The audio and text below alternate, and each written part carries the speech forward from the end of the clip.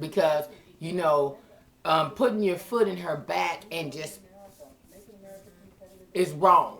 You know what I'm saying? On some shit that right now she just cannot change.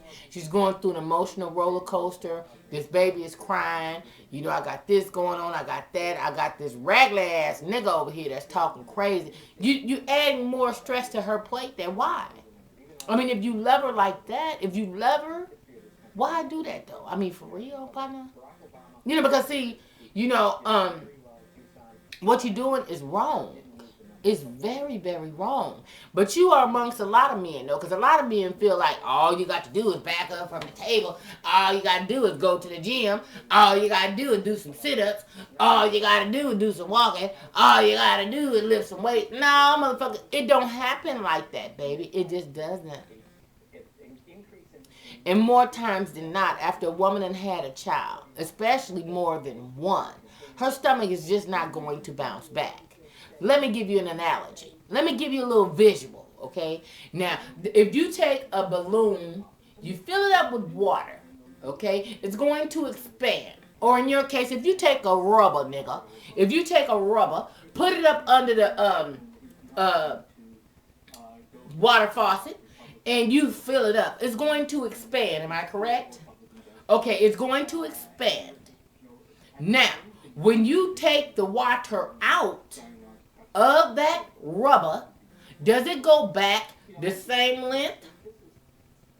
That's the diameter is about like that? Or is it going to be a little bit wider because now you've expanded it to the, you know, to way beyond where it's supposed to go. So now that rubber is no longer this wide and perhaps this long. Now the motherfucker is probably this long and this fucking wide. Okay.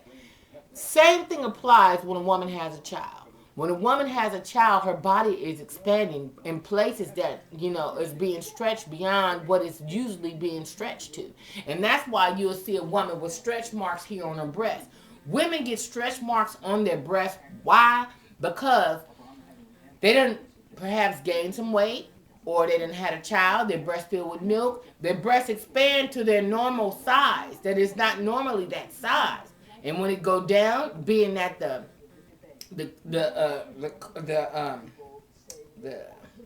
I want to call it keratin, collagen and keratin. Okay, has stretched.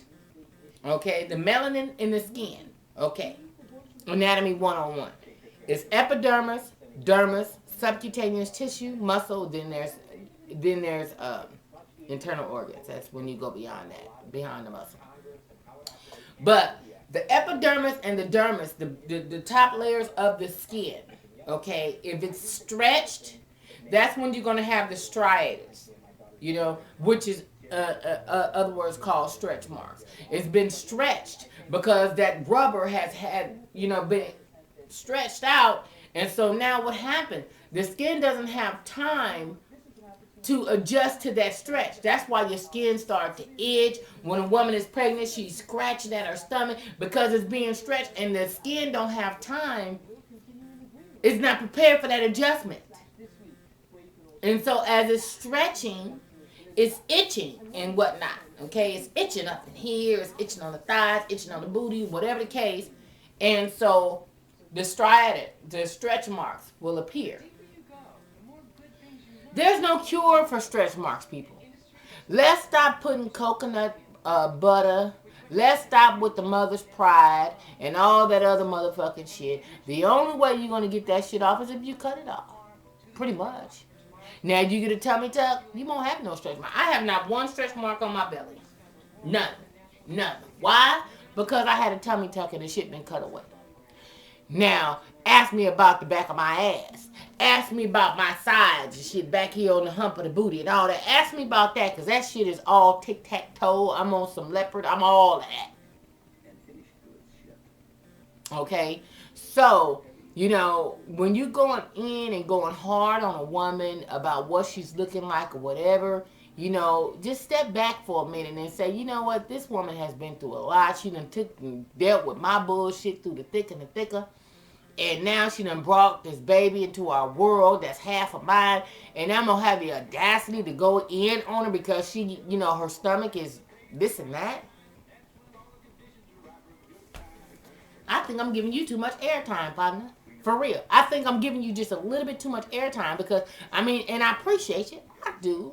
I appreciate you. But you cannot base what your in-house is looking like for some outhouse shit. Outhouse shit is not always what it seems. Now, don't think for one motherfucking moment Beyonce, Janet Jackson, whoever else, Angela Bassett, whatever your get down is, whoever you liking that you see it on the TV and you think that this bitch is the bomb. Beyonce done had lipo.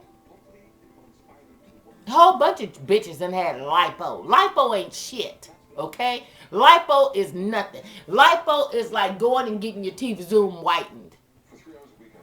Lipo is nothing. Nothing. Okay? Nothing. In that world. In that shit. Lipo is nothing. And lipo is like going to hair appointment.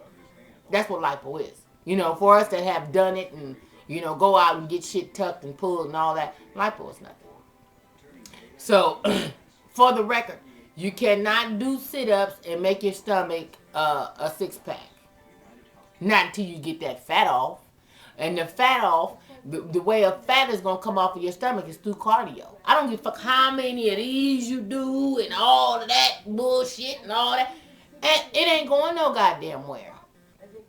What is going to do it is cardio. Now, the sit-ups and all that other shit that you do is going to tighten up the muscle, give the muscle more definition, but you're not going to see no muscle definition if you don't get all this off first.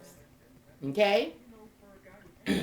Now, in her defense, it's not that easy when you got a baby over here crying and colicky and all that kind of shit and want to be picked up and all that, grabbing all at the back of your dresses and all that kind of shit. So y'all don't deal with that. That's what we deal with.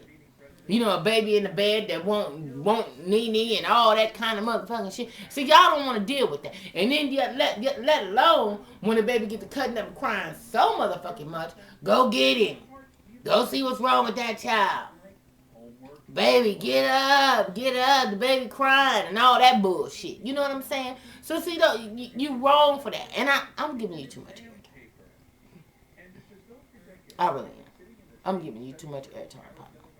Because I'm sure I stand in agreements with a whole bunch of women to say that you're wrong for that.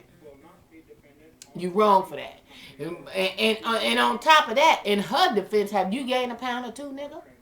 I mean, after she had the baby, while she was craving butter pecan ice cream and, you know, pickles and grape sodas and all that kind of motherfucking shit, did you get some extra shit to eat too, nigga, in the middle of the night? I mean, for real. I mean, are you your kid and play size that you used to be back in the school days? I mean, you know, come on. Can you still do the butt and all that shit with the spandex pants and shit on that used to jump off when, you know, when EU and them was popping? I mean, are you still that nigga? I mean, like, for real? I mean, can you still go out there and do the WAP and all that other shit that we was doing? I mean, can your stomach handle it? Because, see, first of all, while you sitting up talking about her stomach, partner, what's up with yours? I mean, can you stand up straight, look down and see the tip of your dick? I'm just saying. I mean, can you still look down, helmet? You know what I'm saying? Can you do that? Because you going in on her. I know how she feeling. You know what I'm saying? Here you go again. You know, he always got some shit to say, but he ain't saying shit in the middle of the night when he all up in this pussy. I know exactly what she's saying, because that's what she's saying.